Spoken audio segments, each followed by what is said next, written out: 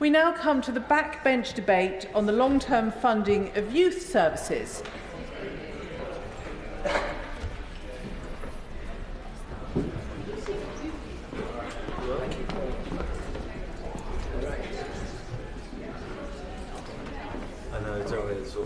Natasha Irons to move. Thank you, Madam Deputy Speaker. I beg to move that this House has considered the long-term funding of youth services, and I'd like to thank the Backbench Business Committee for allowing time for this debate, to thank members for supporting it, and to thank all the organisations who provided material for today's contributions. Madam Deputy Speaker, this government has stated that it is on a mission to break down barriers to opportunity, to see that every young person in every part of our country gets the best start in life and has access to the tools that they need to thrive.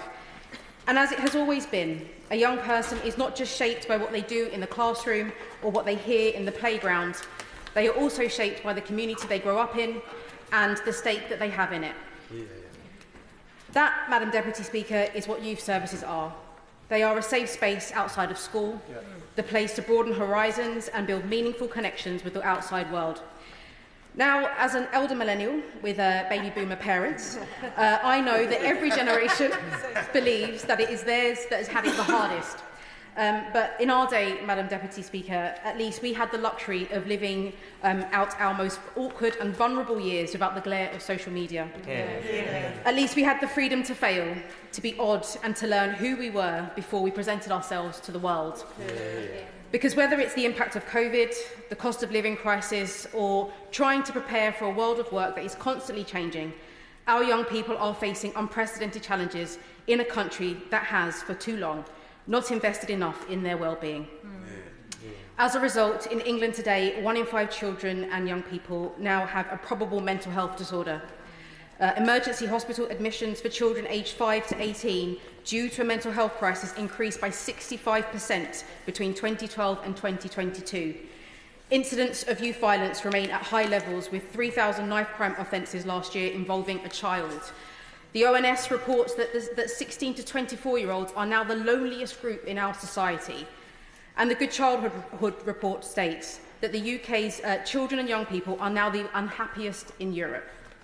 Madam Deputy Speaker, this damning picture of what it is like to grow up in this country today should shame us all. Because, as they say, it takes a village to raise a child.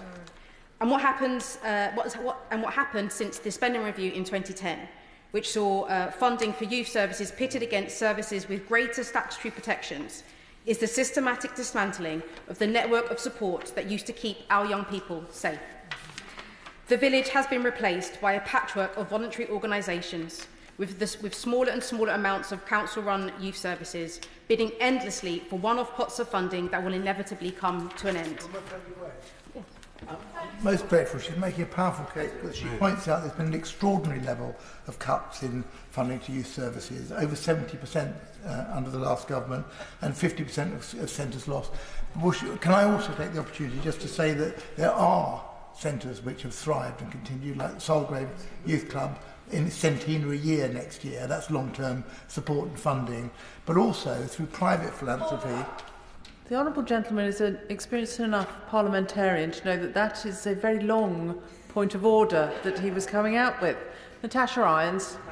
Thank you, Madam Deputy Speaker, and I thank my honourable friend for his intervention. And he is quite right. There has been a 73% decline in funding for youth services. And may I congratulate his organisation in his constituency on their centenary. I give way. Yes, thank you. Would my honourable friend also recognise that in Scotland there is also a funding crisis, with the Scottish Government starving local authorities of the funding they need to provide these vital services? So it's not just England, it's a UK-wide problem, and the SNP Scottish Government are certainly not making it easy. Thank you, Madam Deputy Speaker, and I thank my honourable friend for his intervention. And I understand that there are MSP colleagues who are looking at bringing in a Youth Act in Scotland, which is quite innovative, and we should be looking at maybe emulating some of the things in that. So, as has been mentioned, there has been a 73% cut in funding for youth services. There's been the closure of over 1,000 youth centres. 1 in 8 local councils now have no youth centres in their local area. And we also have a workforce crisis that has seen youth workers often stuck in low-paid and insecure work. And the voluntary sector, which now delivers 80% of youth work, faces its own funding crisis, with 25% of voluntary youth organisations having less than 6 months in cash reserves. But, Madam Deputy Speaker, despite these challenges, organisations across our communities are stepping up to rebuild the village around our young people. And nowhere is that more evident than in Croydon, the town I have the privilege of representing in this place. Because in Croydon, organisations are working tirelessly to provide the support that young people need. Whether it's Red Thread, who are working in Croydon University Hospital to offer young people caught up in youth violence a way out, or Reaching Higher, which aims to support and champion young people across school, community and home, Croydon Drop-In, that offers free, confidential advice and mental health support to young people and families, or Croydon Youth Consortium, which is driving collaboration across local youth charities so they avoid competing against each other for the same limited pots of funding. Croydon is leading the way in giving our young people a stake in their community. However, due to impending budget cuts and reorganisation, Croydon, which is London's youngest borough, is on the verge of losing its council-run youth engagement team. This team provides a critical link between the council, the voluntary sector and vulnerable young people across the borough. They provide outreach, run youth hubs in the hard-to-reach areas and oversee Croydon's Youth Assembly. To put it simply, Madam Deputy Speaker, Croydon's youth engagement team has saved lives. The limited statutory protections in place for council-led youth services means that Croydon Council can shut this service down without running a proper consultation, without asking key partners like the police or the NHS how much they rely on the frontline knowledge this team offers them, or even consulting properly with the borough's young people, having only approached 31 of them in the process in drawing up their plans. And whilst the council claims that some of the services will be retained by inviting the voluntary sector to put in bids to run them, they cannot replace the consistency, institutional knowledge and coordinating role that the youth engagement team provides. As one mother whose son attends the New Addington Youth Hub in my constituency put it, the staff do such a good job at making everything seem conversational and natural. We've had pop-up services through charities, but with the youth club, they've been able to spend time with a consistent staff team and build relationships with a professional and diverse staff. So whilst I welcome this government's commitment to the well-being of our young people, its work on a national youth strategy that puts the voice of young people at its heart, and its plans for the Young Future Hubs to tackle the complex causes of youth violence, I urge the government to back this investment up with proper statutory protections for youth services. Because, Madam Deputy Speaker, it is time to stop the erosion of youth work. It is time to introduce statutory sufficiency benchmarks to ensure that no matter where they are, no matter the community they grow up in, all young people have the right to youth work with measurable minimum expectations. As outlined by the National Youth Agency, this would not only give youth services the priority they deserve, but this would also provide stability to the youth work sector, giving it the long-term structure needed to invest in proper pay, training, support for its workforce. Because, Madam Deputy Speaker, it is not just a moral mission to provide these services for our young people, it is a practical one too. As the government's own data shows, young people who receive youth work support as a teenager are happier, healthier and wealthier. And as the IFS estimates that for every £1 invested in youth services, we save between £3.20 and £6.40 in wider costs to society. For many, youth work provides a trusted adult, a guiding hand onto the next step, when the next step feels impossible. So I'd like to end by sharing the story of Rania. She is a young woman who, like many across the country, left education full of potential but was paralysed by fear. She battled deep mental health struggles, loneliness, isolation and a crushing sense that she wasn't enough for the world of work. Rania got in touch with the King's Trust. She began work with Charlie, a youth delivery lead, who didn't just help her with her CV and job applications. She listened, she believed, and she walked her through every moment of doubt. Rania went on to apply for 3 NHS roles. She was offered all of them and is now proudly working as a Band 2 healthcare assistant. As she puts it, with the support provided, I hardly recognise myself. I still can hardly grasp how much Charlie's support has impacted me and motivated me to achieve my goals. That is the power of youth work. And at a time when hundreds of thousands of young people are struggling to find a future, it is youth workers like Charlie who are quietly pulling lives back from the brink. If we are serious about ending the youth unemployment crisis, if we are serious about the future of our young people, and if we are serious about breaking down barriers to opportunity, then we must get serious about the long-term funding of youth services. Thank you. Yeah.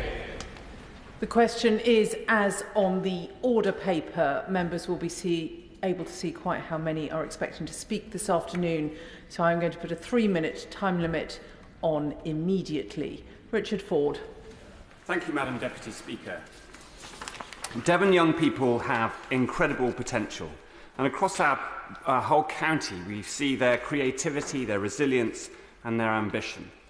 We're lucky to have a dedicated network of organisations and volunteers who are supporting them every week, from youth workers to counsellors, community leaders to peer mentors. People across Devon are stepping up to help our young people get new opportunities. If I think about Sidmouth, for example, Sidmouth YMCA plays a big role in the local community. It hosted election hustings last summer before the July elections. And the people who came from across East Devon to those hustings asked some really fantastic searching questions. But sadly, Sidmouth has seen the demise of the youth centre at Manstone, and we saw some excellent work that was going on there that has folded and or at least moved elsewhere in the town. And this is symptomatic of the sort of demise of youth services that we have seen over the last 15 years. Yes, I will. Does my honourable friend agree with me that the empty benches of the party there, they made a conscious choice to underfund youth services, which is why many of us find ourselves in this position? Yeah. Well, he's absolutely right. I mean, Devon County Council was run by the Conservatives since 2009, and over that time, we saw a staggering 76% real terms cut to youth services. I mean, despite that, we still see some really dedicated volunteers who are doing their very best with very limited means. In Cullompton, the John Tallock Youth Centre, the Youth and Community Centre there, offers weekly youth club sessions through Involve Mid Devon, providing space for young people to connect, to be heard and to develop together. And we've seen with the Shared Prosperity Fund that it's also possible to serve those young people on the cusp of adulthood. We've seen adult employment hubs, including those in Cullompton Library and Honiton's Beehive Community Centre.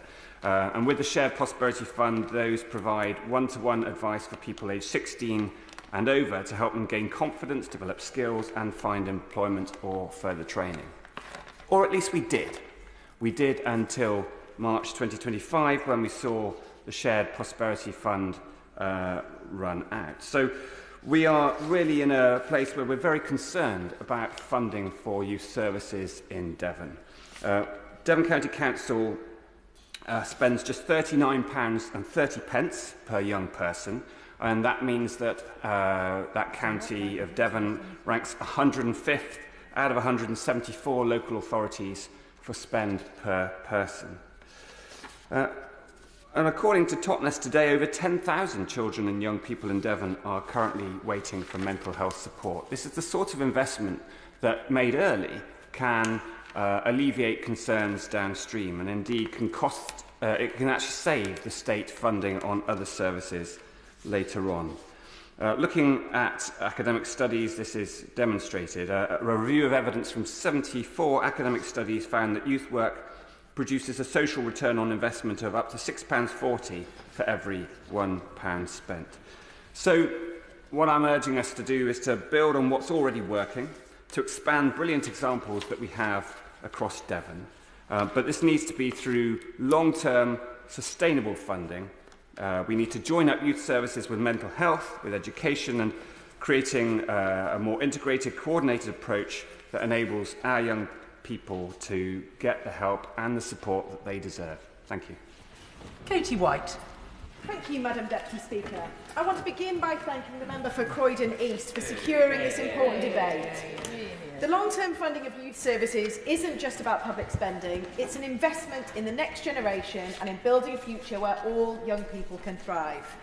We are, as colleagues have already said, facing a mental health crisis. According to recent NHS data, 1 in 5 children now has a probable mental health condition. And I was really saddened to read the latest UNICEF data, which places the UK near the bottom of the league table for the well-being of children and the happiness of teenagers compared to other high-income countries. On child mental health, the UK ranked 27th out of 36, and British teenagers were joint second from last for overall happiness.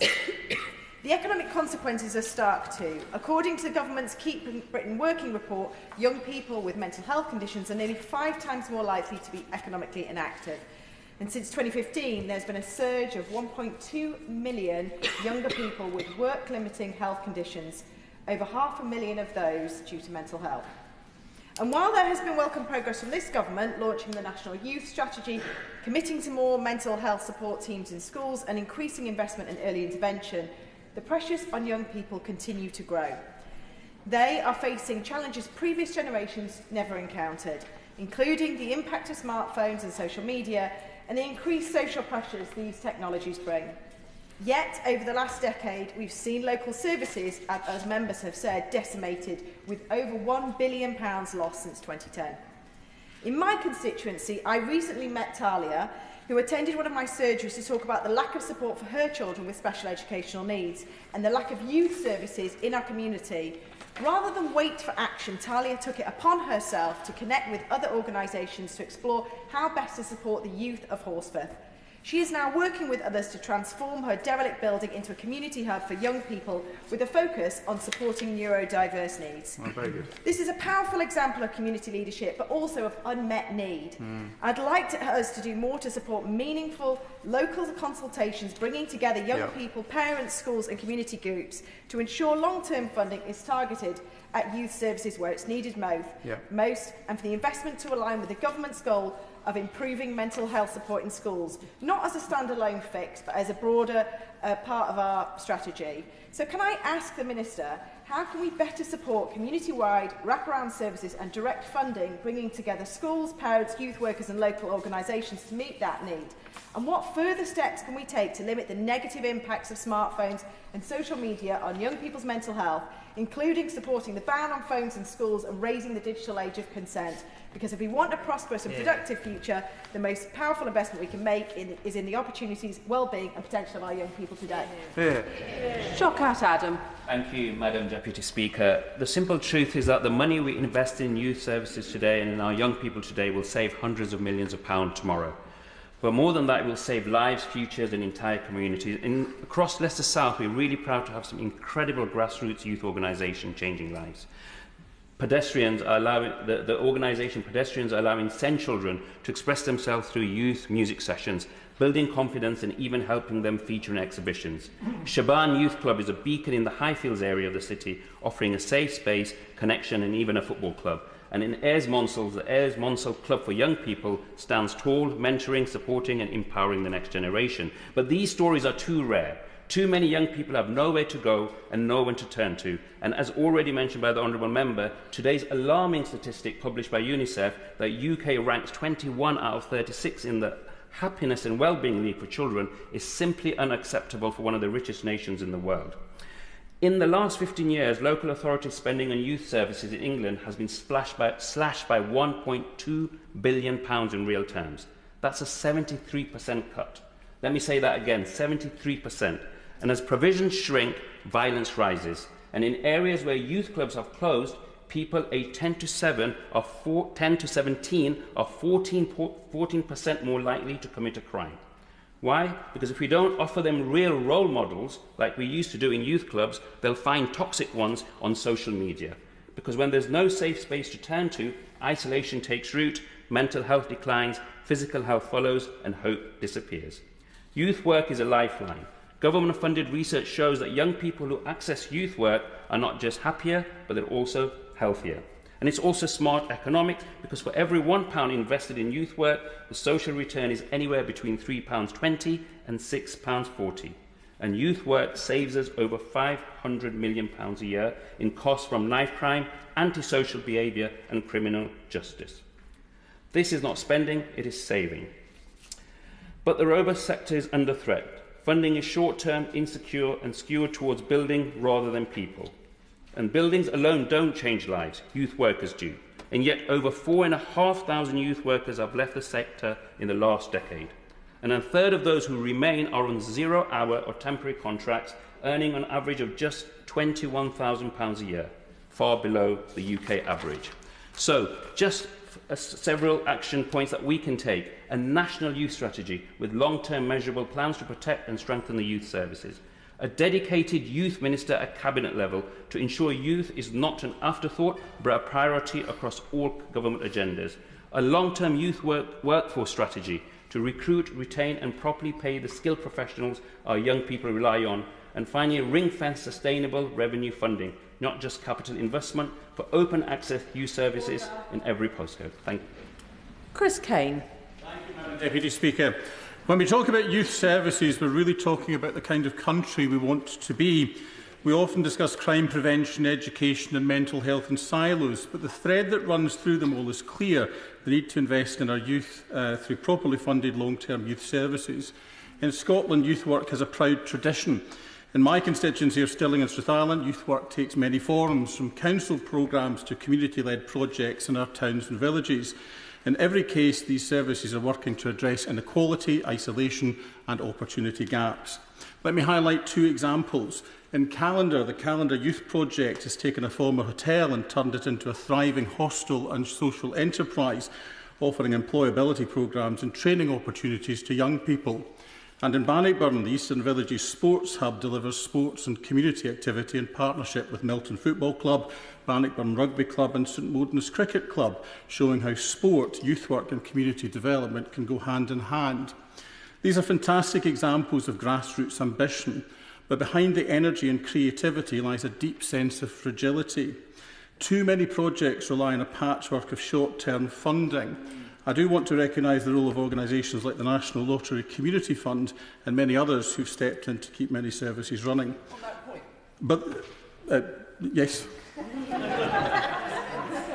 I thank my honourable friend for allowing me to do an intervention, and I thank him for a passionate speech, and he's showing why Scotland produced some of the greatest footballers of all time, Billy Bremner. But what I wanted to address in his speech was his comments about the funding of the youth projects.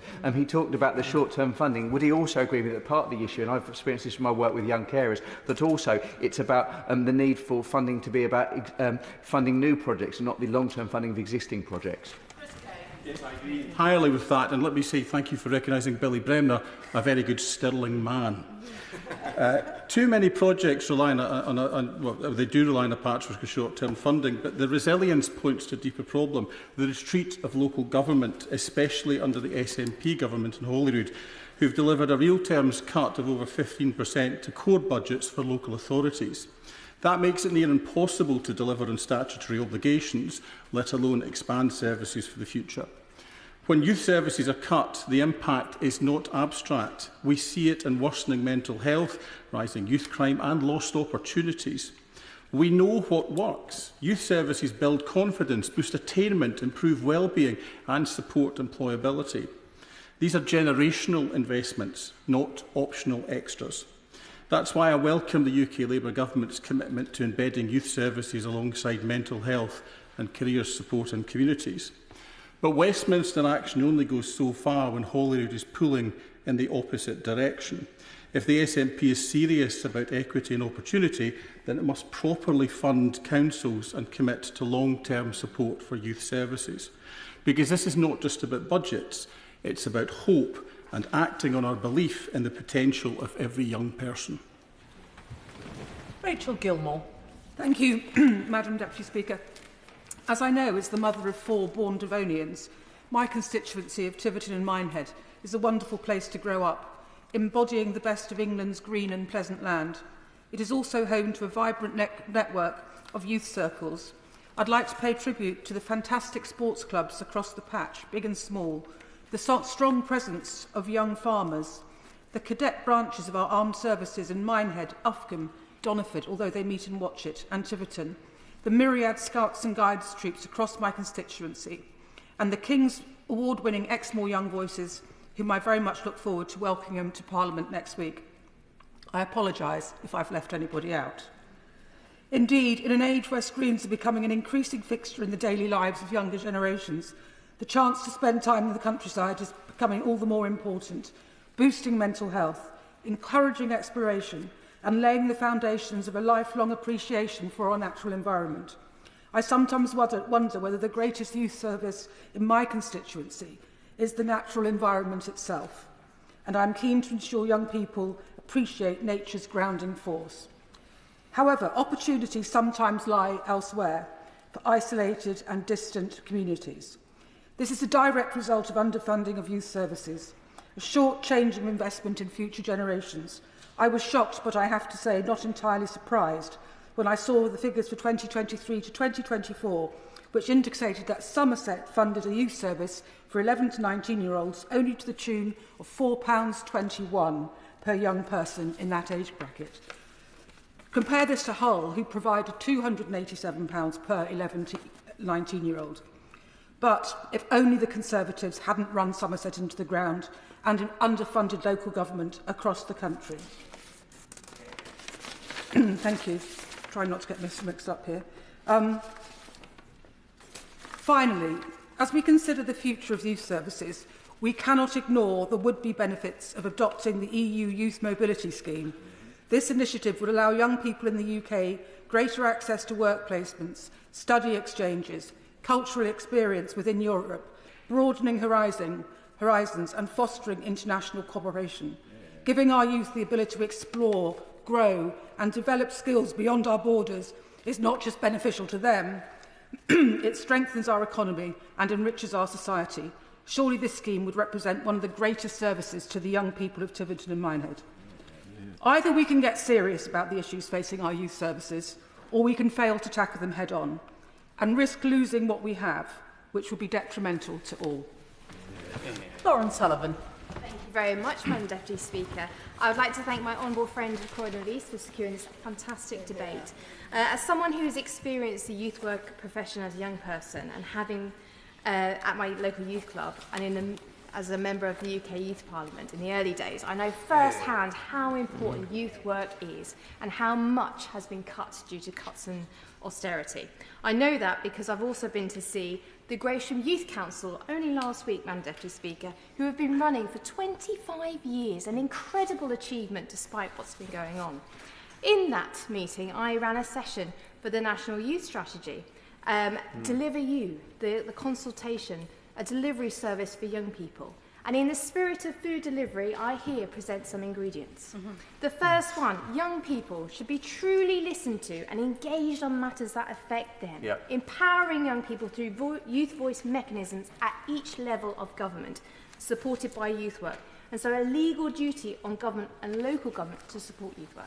2, long-term, fully funded, preventative, universal, open access youth work in all areas. Madam Deputy Speaker, it is not the early help or social work light models, although they can be used for targeted, but it's open access. 3, trained, qualified and invested in youth work profession that we recognise their qualifications and that are protected youth worker in the same way that doctor or lawyer is protected. And 4th and finally, a statutory duty on local authorities through primary legislation to provide youth work, so it's never seen as an easy cut again. Absolutely. Now that is an order, a delivery order that will truly nourish our young people across the land. Now, through a statutory Youth Service Act and a long-term workforce strategy, we can address those shortages and upskill youth workers to deliver for young people, and I hope the Minister will agree.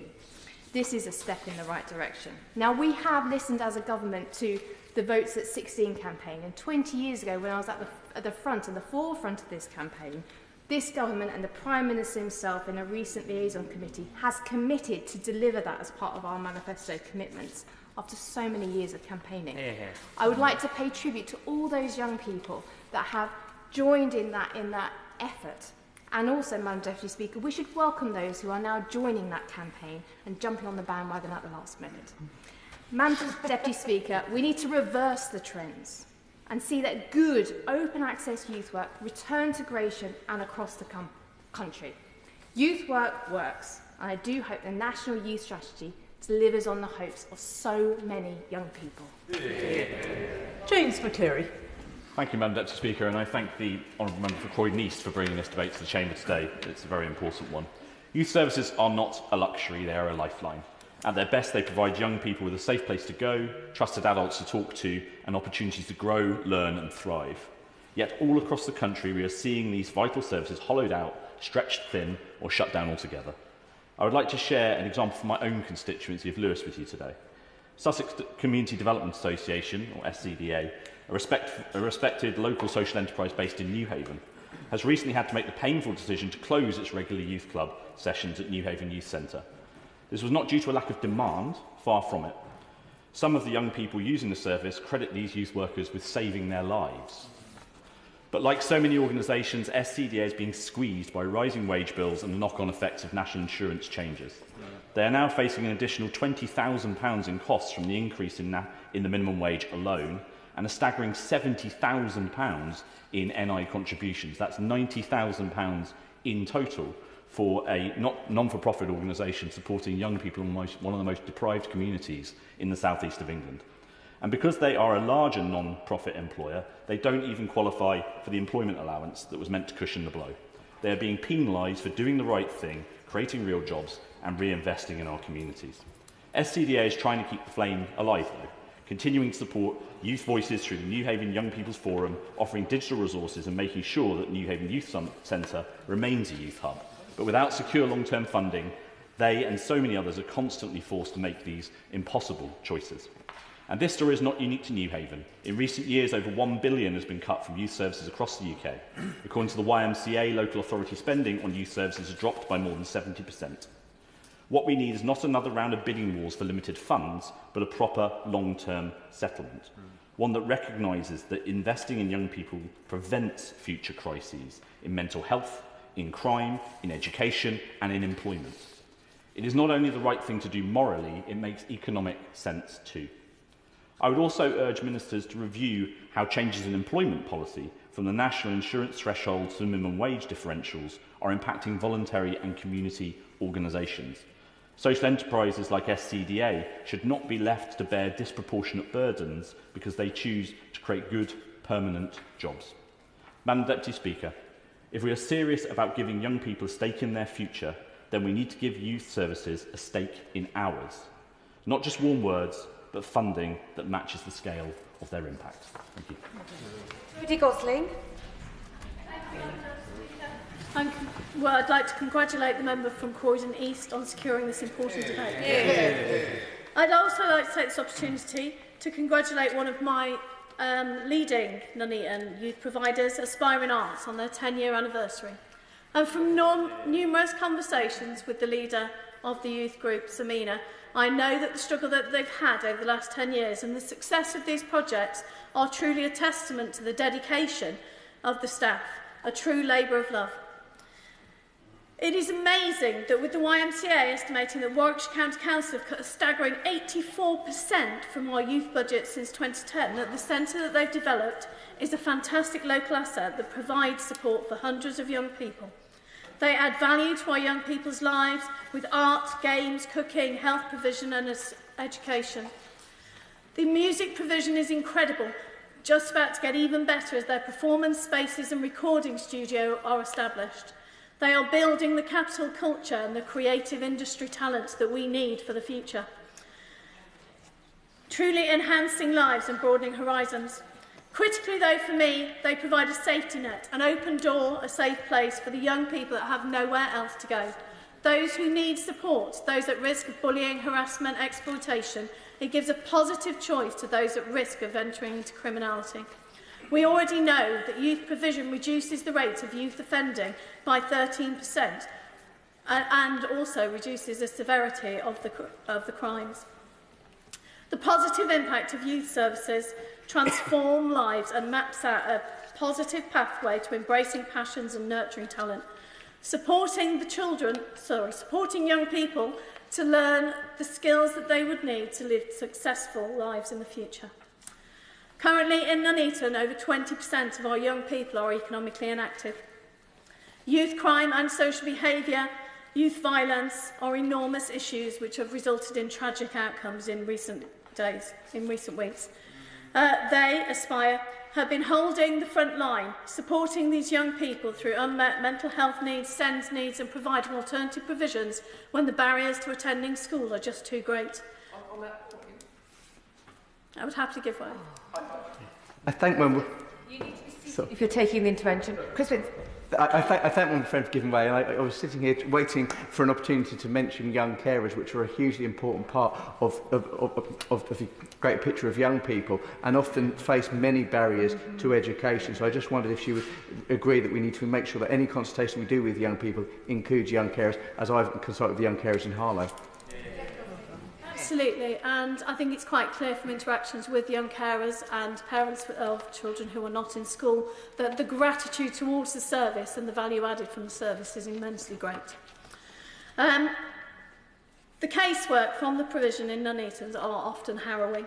Young people on the edge of crisis, on the edge of suicide, self-harm, mental health episodes, victims of violence and victims of abuse. The open door policy means that we have a safety net to catch them and support them.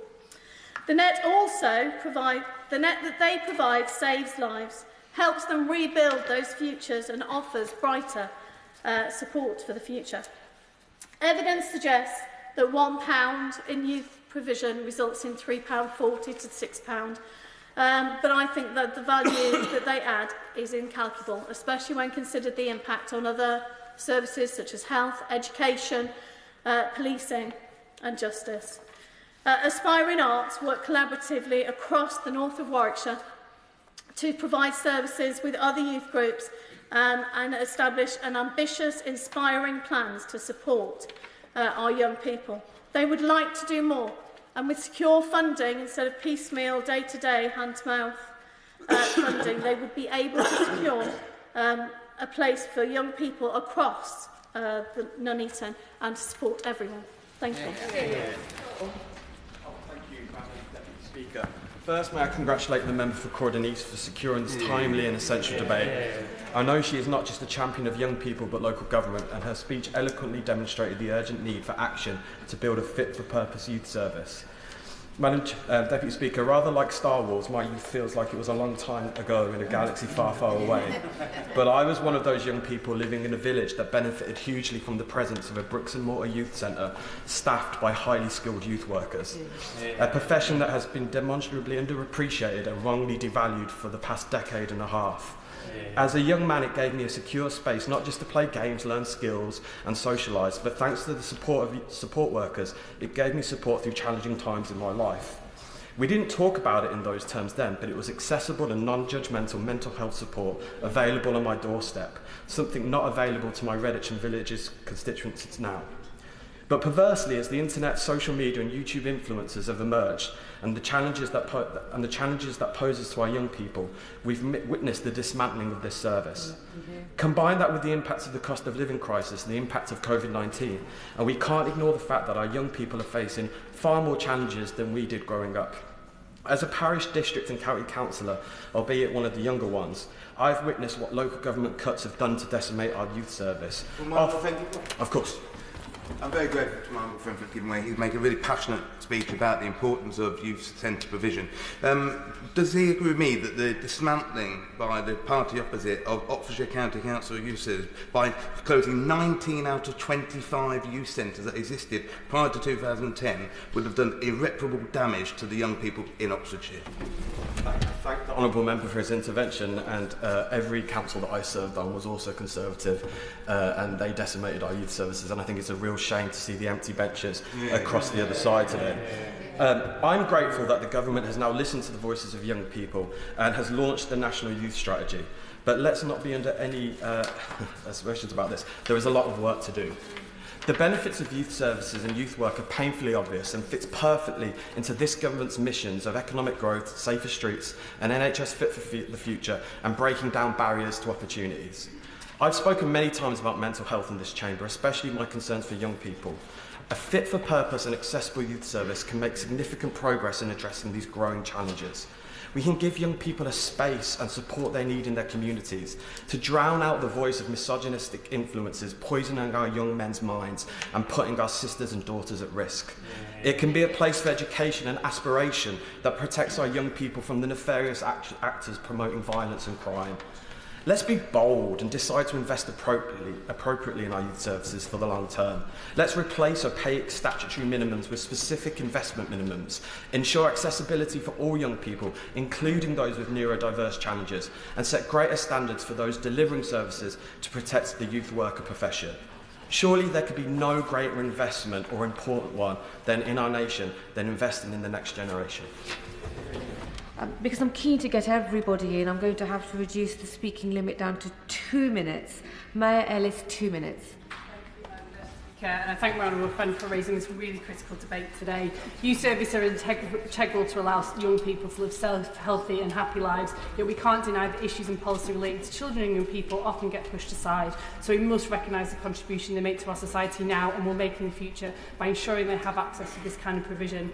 I was so pleased to hear the government's announcements to develop a national youth strategy earlier this year, and just last week I held a strategy session in my constituency, Ribble Valley, and heard from the fantastic school council at Bowland High about what young people in my area need and want.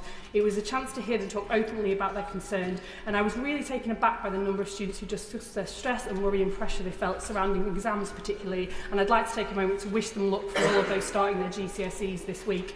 But it just emphasises the need for these kind of services to support them through these big life stages. They've discussed lack of places to go as well and places that they felt truly safe in. Youth provision is personal for me. I've been a member and volunteer of Girl Guiding since I started Brownies when I was 7 and served on the Girl Guiding National Board for 6 years. So I've seen firsthand the impact that these kind of places that these youth movements can have on young people, and I'd like to think that the confidence and self-belief I have in this standing in this house today comes from that provision, and that's the power that good youth services have. I'd like to highlight to the government how powerful investment can be when it follows existing infrastructure and good practice. Many organisations like Guides and Scouts have existed for over a century, reliant on volunteering, but the reality is modern lifestyles can't sustain this. But the frameworks these organisations have developed are cutting edge, so I'd welcome building on these provisions. One young woman I spoke to recently also said that a private stage school she'd enjoyed proved too expensive for her in the long run. So I'd also love to see us considering subsidising great local youth offers where possible too, rather than reinventing the wheel, which can also support local businesses. I'd just like to highlight quickly one other thing, which is making sure that youth provision extended to our rural communities and making sure that that is accessed around the country. I'd echo my... Thank you. Thank you, Madam Deputy Speaker. 93% of young people who have attended a youth centre say that it has made a positive difference to their lives. They have come away happier, healthier, more confident in themselves and in their futures. From reducing levels of knife crime and antisocial behaviour to improving the education attainment levels of our young people, youth services do not just deliver outstanding benefits to our children, but also provide exceptional value for money. In my constituency of Wolverhampton West, we have the Way Youth Zone, which provides a clear example of the value that long-term investment in youth services can deliver. I have visited the Way many times and I've seen firsthand the extraordinary impact that this service has had on our young people. They have overcome their fears, discovered their passions and feel ready to make a positive impact on the world. One attendee said that the Way had inspired her to study cybersecurity at university, whereas another confided that the Way was the only place where they managed to get a hot meal for the day. The services, however, are too fragile with the current funding system. We cannot survive on goodwill alone. We need consistent long-term funding. Over the past 14 years of a Conservative government, with government funding having plummeted by more than 70%, we've had 750 youth clubs lost in England. And this has led to our young people paying the price. 1 in 8 young people are not in full-time education or training. 1 in 5 have mental health conditions, and 1 in 5 are persistently absent from school. We must now make investing in our young people and in our youth services a priority. The Way Youth Zone in my constituency delivers an impressive return of £13 per £1 invested in children's well-being. I support the government's plan for change, and I must ask the government to commit to a sustainable long-term funding for our youth services. Thank you, Madam Deputy Speaker. Can I congratulate my honourable friend, the member for Croydon East, on securing this debate and on her excellent speech. Youth services are of fundamental importance in my constituency of Glenrothes and Mid-Fife, where in some wards in my constituency, 1 in 3 children are living in poverty. This is completely unacceptable and shows how important the work of the Child Poverty Task Force is going to be. Of course, funding for these vital services was cut by the Tories, but in Scotland too, under the SNP, there has been a 27% decrease in funding in real terms for youth work since 2015-16. This is failing the young people of Scotland who most need our support. Instead, the work of charities like Fife Gingerbread and Includem should be supported with long-term funding arrangements. Includem's Keeping Connected project, delivered with Our Minds Matter, supports young people in Fife to promote positive mental well-being and reduce stress. Such support is all the more important when I understand that in some health board areas in Scotland, children and adolescent mental health services are no longer offering a pathway to a diagnosis of autism, which can cost over £4,000 to secure privately, and this is absolutely shocking. The Scottish Government have been promising to deliver multi-year funding settlements for youth services for nearly 20 years, but have failed to deliver beyond isolated examples, welcome as they are, in Glasgow and a nationally fair funding pilot. But by now, after those 20 years, this should be the approach across the whole sector. Year-to-year funding is a barrier to recruitment and retention of staff and their ability to build the trust and familiarity which is so vital to the young people they support. If we are to achieve a fairer, better society for all our young people, sustainable funding for these vital services will be essential at all levels of government throughout our country, and in particular those communities, including my own, where still too many young people today do not have the life chances which should be their right. Okay. Thank you, Madam Deputy Speaker. I also would like to congratulate my honourable friend, the member for Croydon East, for bringing this debate. In Derby, there are so many organisations that work really hard with our fantastic young people, whether that's Children First Derby, who provide mentoring services and support for vulnerable young children and their families, or Community Action Derby, who through their Derby Youth Alliance bring together partners to best support vulnerable young people in our community. Absolutely, yes. My honourable friend will know that we do have some incredible youth services in Derby. He's mentioned some, but also the local YMCA and Derby Youth Alliance and DE23 Active. But would my honourable friend agree that it is disgraceful how many others have closed because of Tory austerity cuts? Thank you very much to my honourable friend. Absolutely right. The austerity cuts that have affected so many groups in Derby that either don't exist or have had to scale back their services is truly, truly shocking. Other groups like the Derby County Community Trust do fantastic work. Safe and Sound also do some excellent work in our city. The Derby Promise, which we recently launched, works so hard to offer aspirational experiences to our young people in our community, but properly funded could do so much more. We know that investing in the future starts by investing in our young people. Charities like those that we have both just recently mentioned working in Derby do exactly that, but the Tories absolutely ignored this. They decimated funding for youth services. We've heard that speaker after speaker this afternoon. And in Derby, that's not any different. Youth service spending falling by a staggering 81% since 2010. Yes, I'll repeat that again, 81% since 2010. Does my honourable friend, the Minister, agree with me that longer-term funding for youth services is absolutely crucial so that we can enable every young person in Derby and indeed across the UK to thrive? Hear, hear, hear. Thank you, Madam Deputy Speaker. In 2008, the then Labour government launched My Place Fund for the development of world-class youth centres in some of the most deprived areas of England. Thanks to that fund and the vision and commitment of a local businessman, Brian Scowcroft, the Carlisle Youth Zone opened its doors in April 2011. Since then, the young people at Carlisle Youth Zone have hosted royal visitors, designed the livery for a local bus, and put politicians like myself through their paces. But Carlisle Youth Zone isn't just a place for young people to go and enjoy activities and socialise. It's also a place for parents with the newly launched Parent Zone, giving local parents a forum to discuss the issues affecting them. And it's a place for business, with a thriving patrons programme providing much needed funding, as well as directly linking businesses with their potential future employees. Carlisle Youth Zone shows what funding and partnership with business can achieve and the impact that it can have. An impact best described in the words of one young user.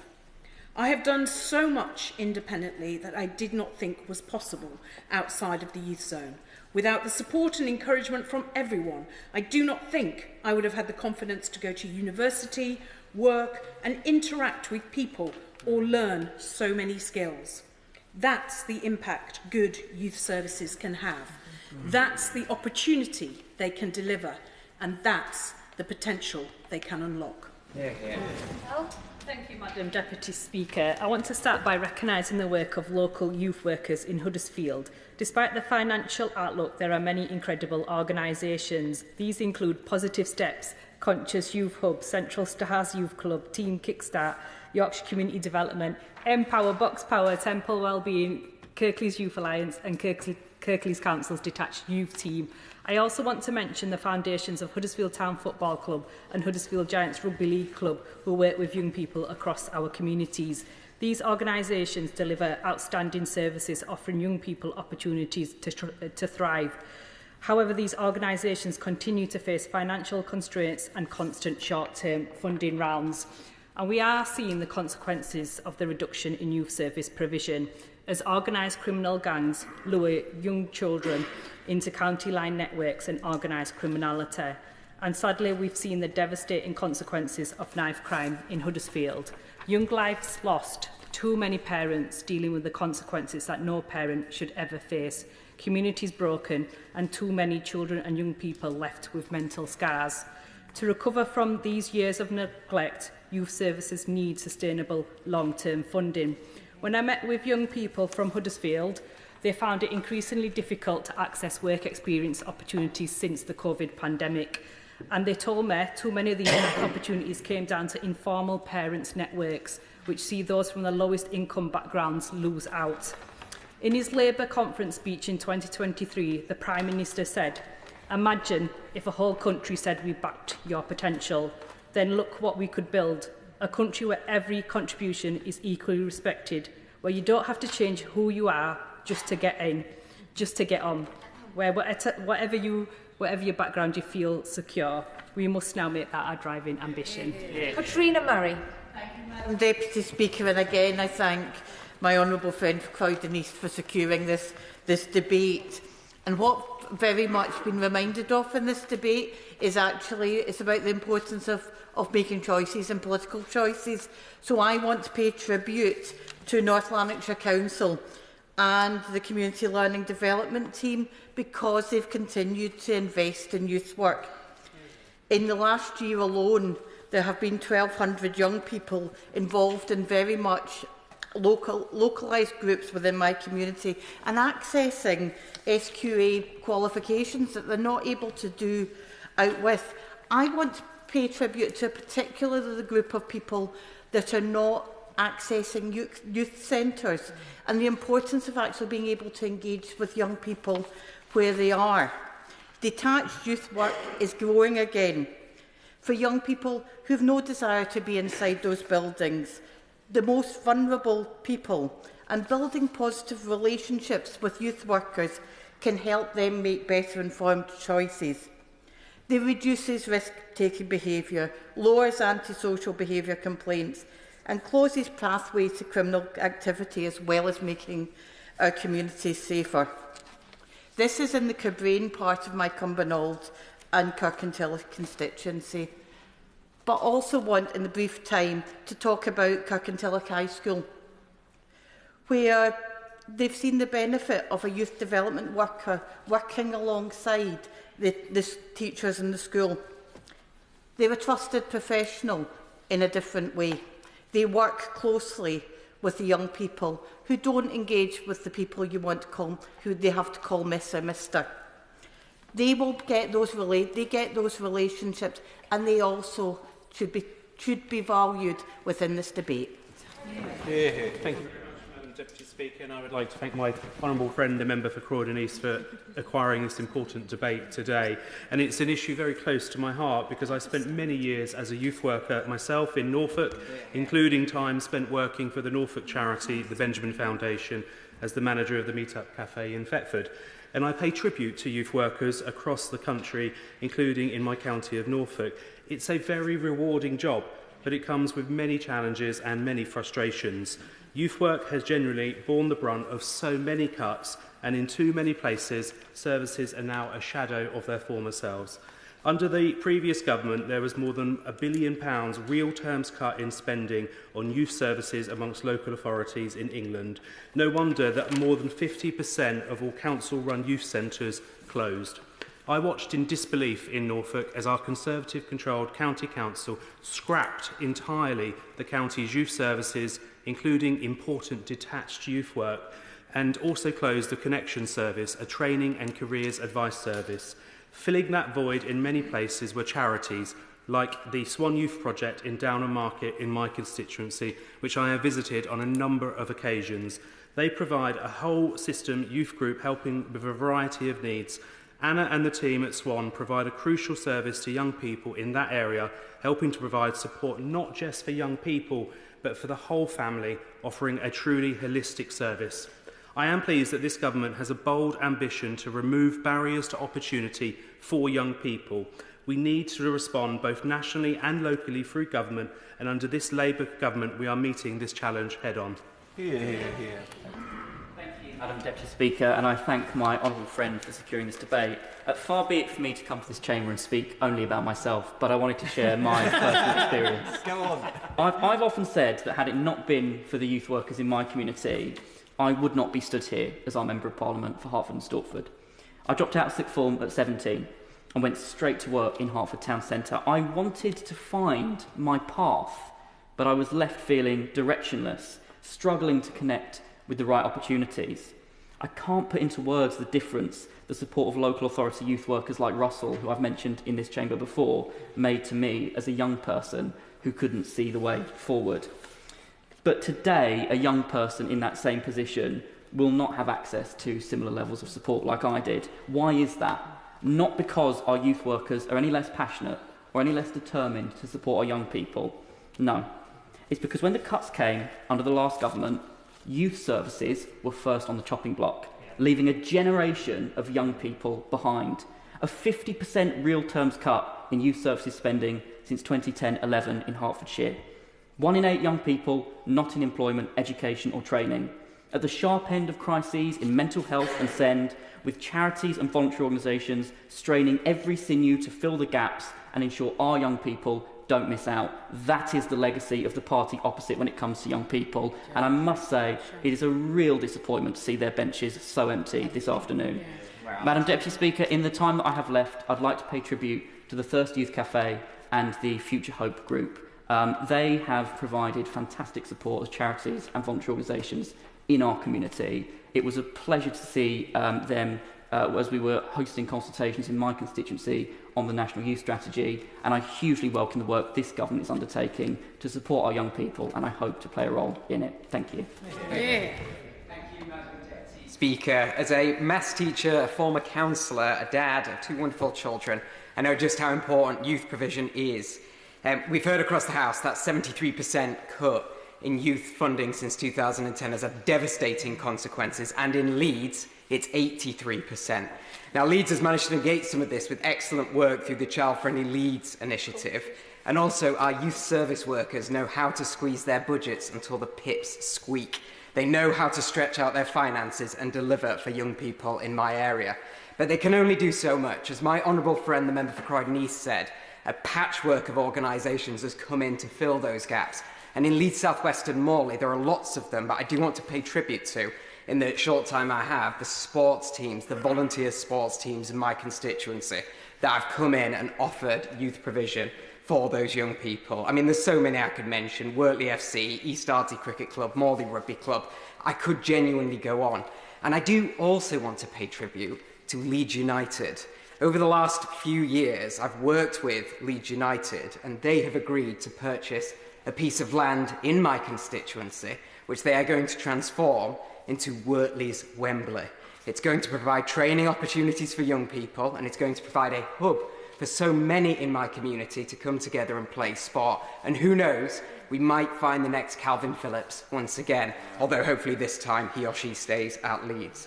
Now, there are several recommendations that I'd like the Minister to consider about youth provision. First, we need stronger statutory protection. As is reasonably practicable is the ultimate get-out clause, and local authorities don't necessarily have to follow it. So consider changing that. We need to increase funding. The 6.8% increase in funding was welcome, and we need to make sure we tailor our services towards special educational needs students and young people, because they deserve youth provision too. Thank you. Thank you, Madam Deputy Speaker. I'd also like to thank the member for Croydon East and fellow ageing millennial for securing this debate. I speak not only as a parent who would love to see well-funded youth services, but also as somebody who's witnessed the consequences of short-term thinking when it comes to youth services. In 2014, Conservative-led Staffordshire County Council took the callous and short-sighted decision to close our youth service completely. And I think the complete emptiness of the benches opposite speaks volumes about whether the Conservatives' attitude to youth services has improved in the last 11 years. For them, it was a line on a budget sheet, but for communities in my county, it was the closure of 38 youth clubs and the loss of 400 jobs. But the real cost of these decisions is not in numbers. It's through the experiences of young people in my Cannock Chase constituency. The day-to-day impact of cuts often goes unnoticed, but its long-term impacts are impossible to ignore.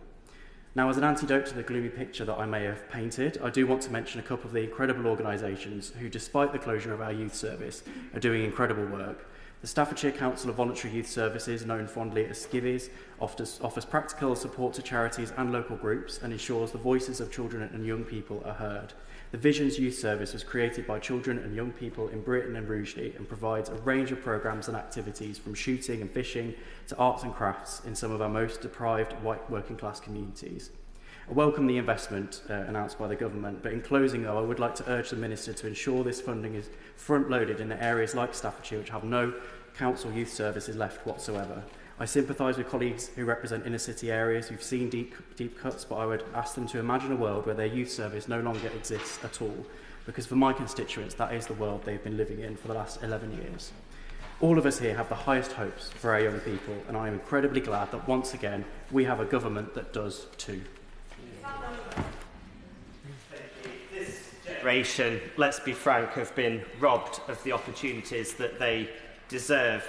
And thinking about the record of the last government, because others have touched on it, child trust funds cut, Sure Start centres closed, school budgets cut in real terms, the sell-off of playing fields, free swimming cut, the educational maintenance allowance cut, connections cut.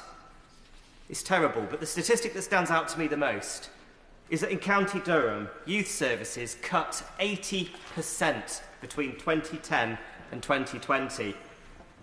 It's no wonder that 1 in 8 young people are not in education, employment or training, that we have a 5-year waiting list for CAMS, or that 1 in 5 people have a mental health condition.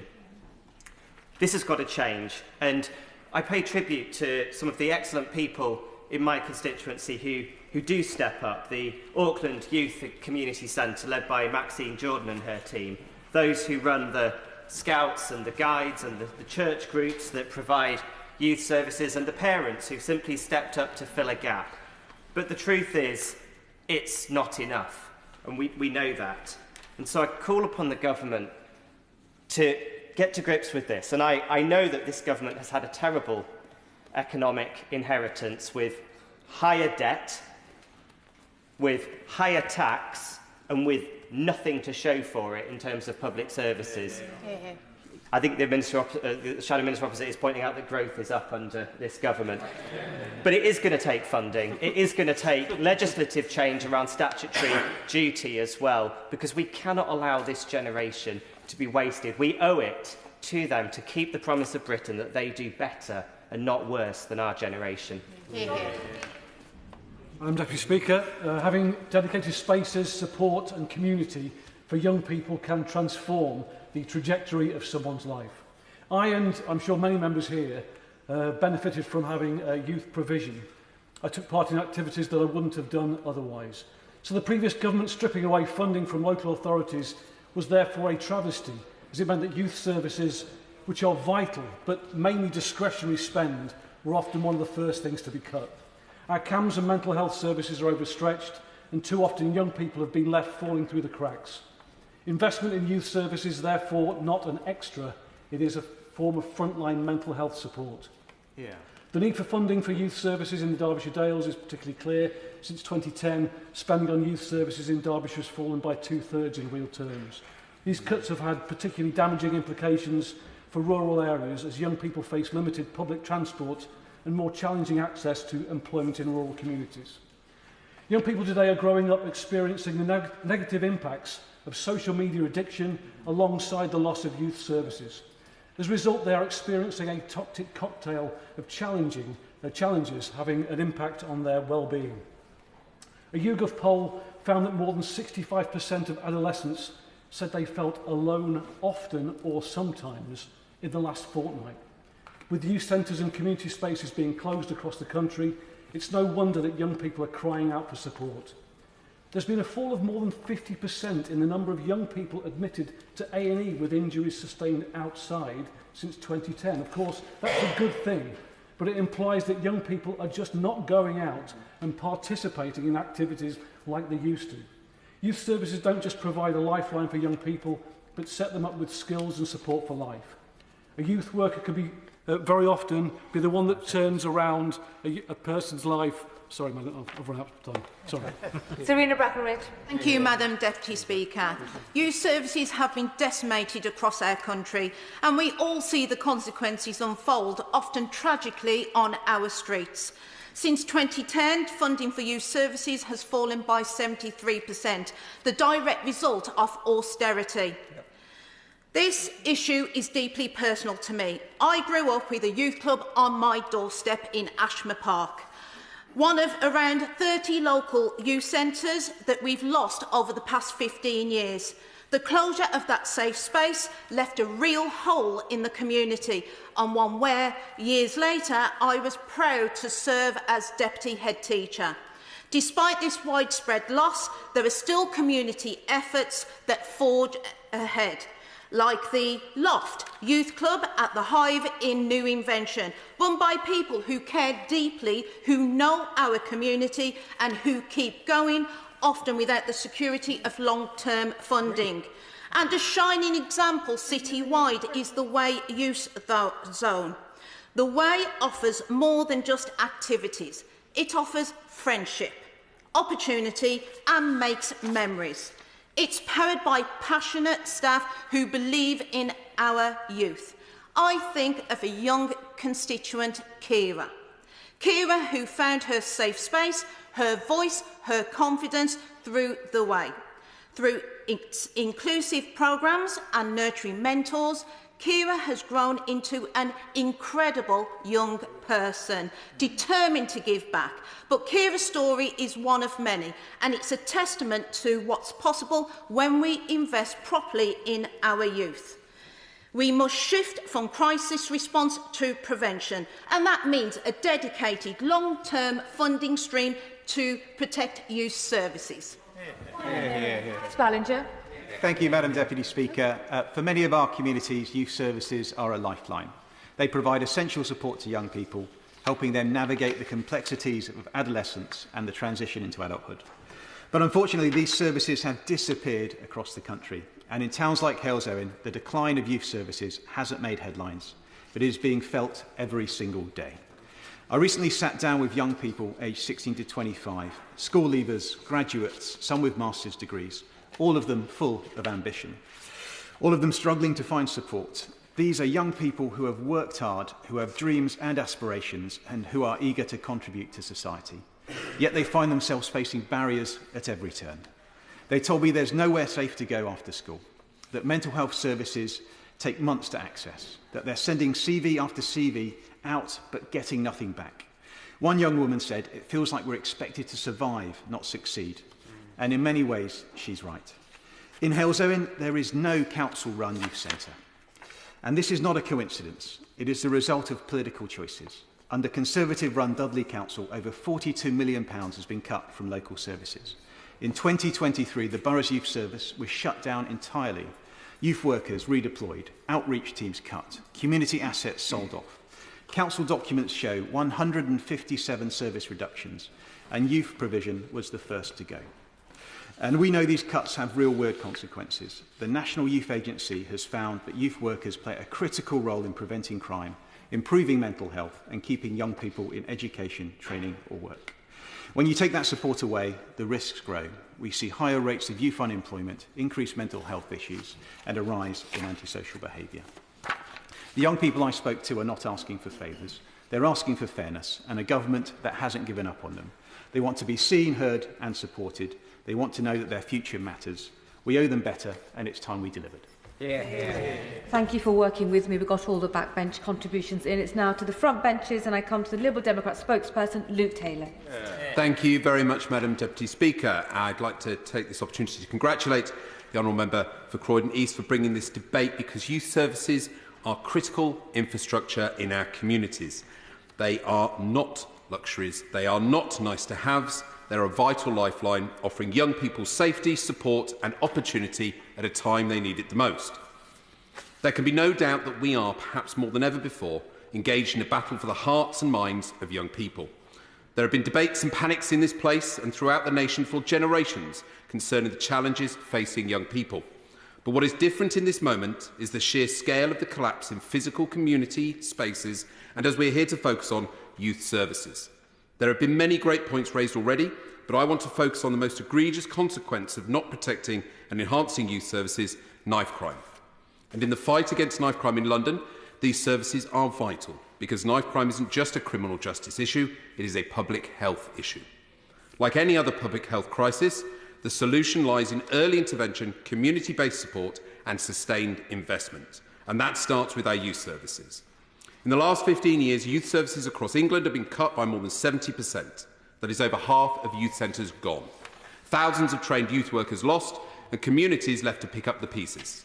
When a youth centre closes, IFS research shows young people aged 10 to 17 become 14% more likely to commit a crime. In areas already battling poverty, inequality and deprivation, a youth centre could mean the difference between safety and tragedy. In London, we saw over 16,000 incidents of knife crime last year. That's thousands of families affected and lives changed forever. We know that young people susceptible to committing this form of violence require sustained relationships with services that can help them choose safer paths. Services that offer children that vital third space when schools are struggling to maintain a learning environment and home is a worryingly hostile place. Services that protect young people's mental health in such troubling environments, and it's indeed fitting we are having this debate during Mental Health Awareness Week. So perpetuating a situation by failing to boost local council finances, whereby many councils have no choice but to cut youth services, is worse than short-termism. It is a failure to allow councils and other key stakeholders in the community to do what they want to do, invest in young people's futures and keep them away from crime. In my constituency of Sutton and Cheam, I've heard that many skilled youth workers are deterred from working in these declining services, not just because they aren't equipped to do their jobs properly, but because the financial pressures mean short-termism in MOPAC grants and a reliance on temporary contracts. Now, we all know that local authorities are under immense pressure. Many are on the brink. And without proper funding from central government, they simply cannot deliver what our communities need. So that must come first. But we Liberal Democrats are calling for more. First, we're calling for a statutory duty on all local authorities to provide youth services and pre-charge diversion schemes for young people up to the age of 25. Right now, access to youth diversion, the very intervention that steers young people away from offending, is a postcode lottery.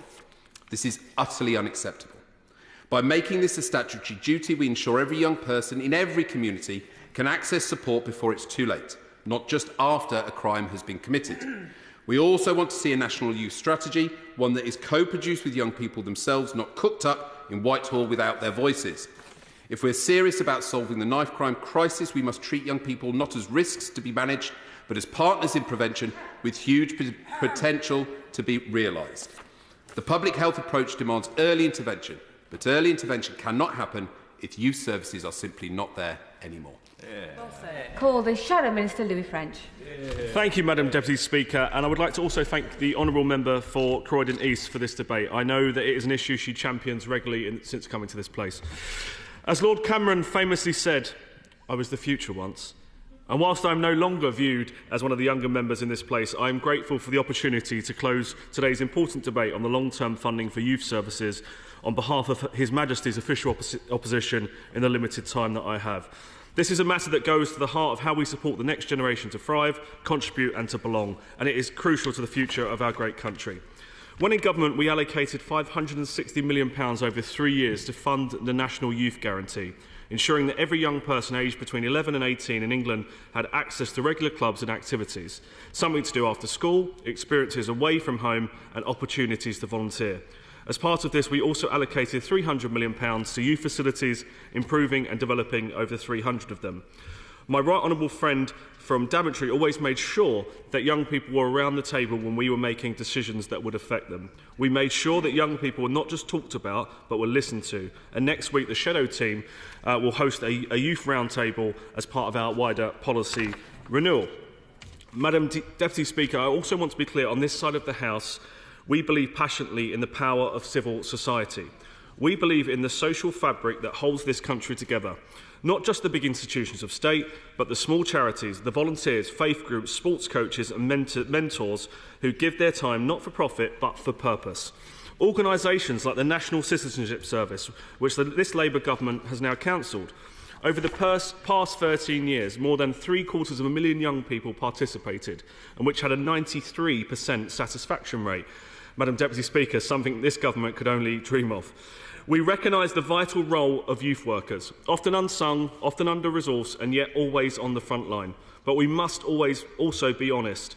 Money alone will not solve all the challenges facing young people. A cheque from Whitehall, however large, will not guarantee that a child finds a mentor, stays off the streets or gets that first step on the ladder. However, what this government has done since coming into office is to make it more difficult for every single charity in this country to provide the essential services they do. And the Honourable Member for Lewes recognised this in his speech, and he was the only member I recognised that actually said this about the national insurance hike.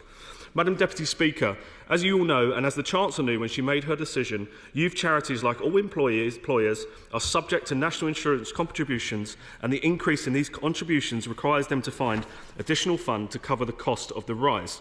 According to the NCVO, these changes could cost the charity sector an additional £1.4 billion per year.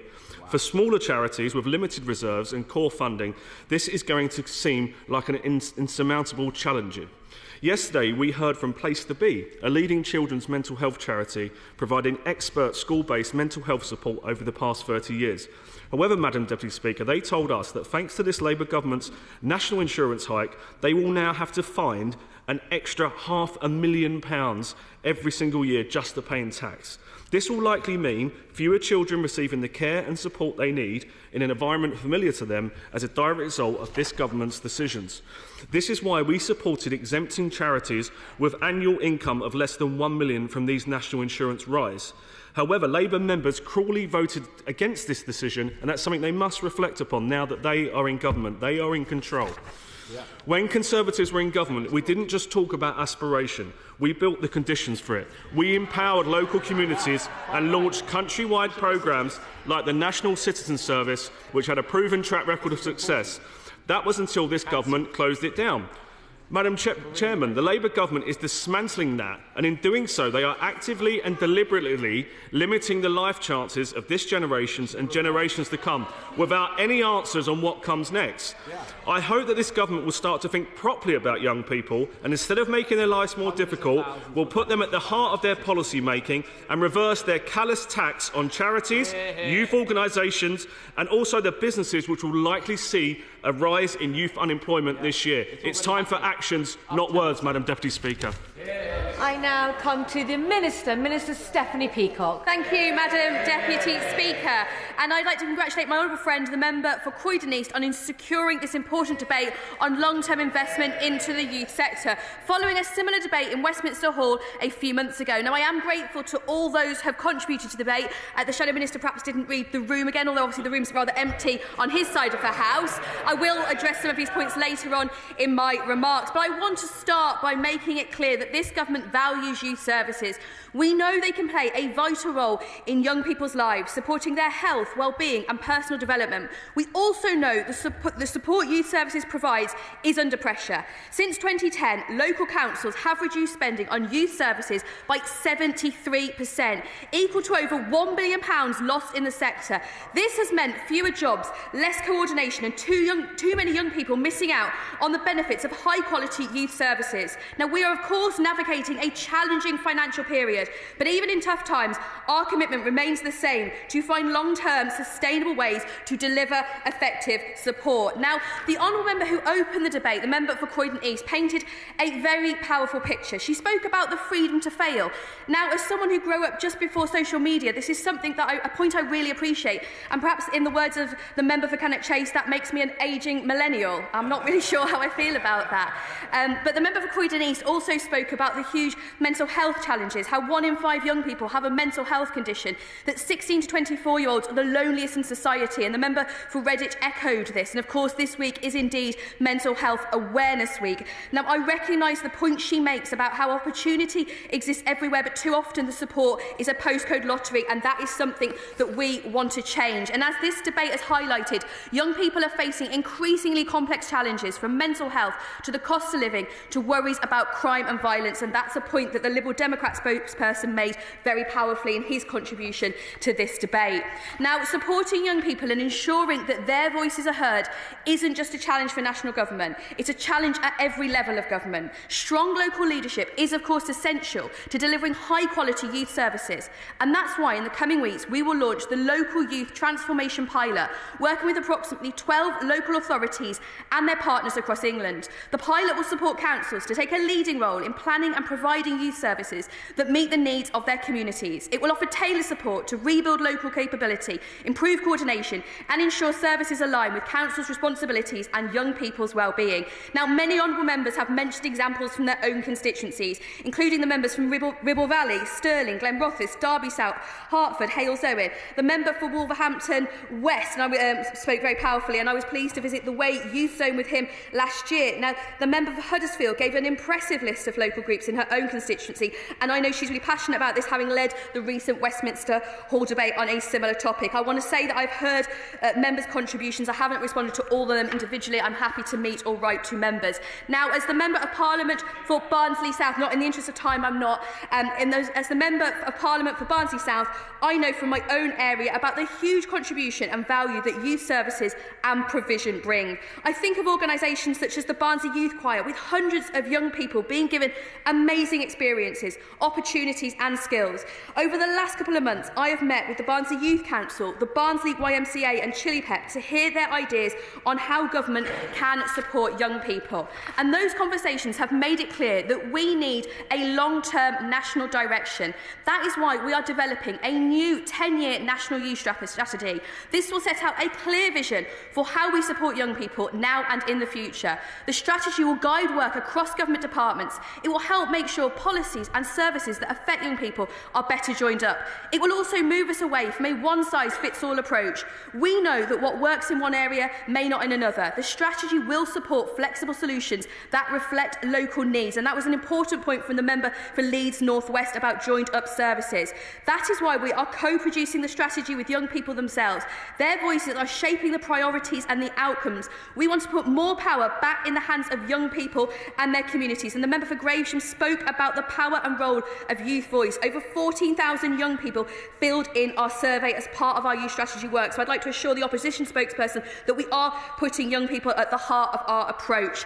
The long-term approach is essential. Young people deserve consistent support now and over the next decade. And of course, it is youth workers, both paid and voluntary, that are central to delivering that support. They build trusted relationships, relationships, strengthen communities and provide vital support young people rely on. But after years of cuts, the workforce is under pressure and secure roles are harder to find. As we develop the National Youth Strategy, we're focused on rebuilding the workforce through better training, recruitment and long-term support. This is our chance to ensure that youth workers and volunteers are equipped, supported and recognised for the important work they do. And the member for the South West Norfolk spoke really powerfully from his own experience. In partnership with the National Youth Agency, we're helping more people, especially from underrepresented backgrounds, gain recognised qualifications. Now, turning in the brief time I've got left to the subjects of debate, it is clear that youth services need stable, long-term funding to thrive. Today, the Secretary of State has announced our funding plans for this financial year, and I'd like to direct honourable members to her written ministerial statement for further details, but I'd like to highlight the following. £28 million will be put into programmes that help young people grow, gain confidence and feel connected. That includes expanding access to trusted groups like the Duke of Edinburgh Award and the Uniformed Youth Fund, exploring outdoor learning opportunities and boosting open access to local services. And the member for Tiverton spoke about the huge benefit of being outside. Over £85 million in capital funding is being allocated to the Better Youth Spaces programme, including £26 million in new funding to renovate and equip youth centres across the country. And this, of course, builds on the work underway through the Youth Investment Fund. The future of government funding beyond this financial year will be shaped by our work on the National Youth Strategy and dependent on spending review outcomes. We want this funding to be as impactful as possible, which is why we are looking at what young people need most. And in addition to government funding, £100 million from the Dormant Asset Scheme is being invested into youth outcomes between 24 and 28. Everything I've outlined, from strengthening the workforce to creating safe spaces to developing a long-term national youth strategy, reflects this government's commitment to young people. The work of my department will align with the development of the Young Futures Hubs, the Youth Guarantee and the Curriculum Review, to name just a few. We are committed to working cross-government for our young people. We owe it to this generation to keep striving for a system that's there when they need it, not just now, but in the future. Natasha Irons to wind up. Thank you, Madam Deputy Speaker, and I'd like to thank the Minister for her response. And it is amazing news to hear about the extra funding going in and the approach of this government for having a long-term, sustainable future for our youth services. It is a different approach to the previous government that ripped apart that network that we talked about. When we talk about the themes that were in today's debate, when we think about the piecemeal patchwork approach that the previous government took, I think it is grateful to us all that this government is taking such a different approach. I'd like to pay tribute to members from across the House, obviously not the ones on the benches opposite to turn up, but to everybody else. I won't go through I won't name everybody individually because we had, I think, over 26 contributions today. I would just like to highlight some of the key themes that came out. So the need for a long-term strategy that the Minister has spoke about, but the need for statutory backup.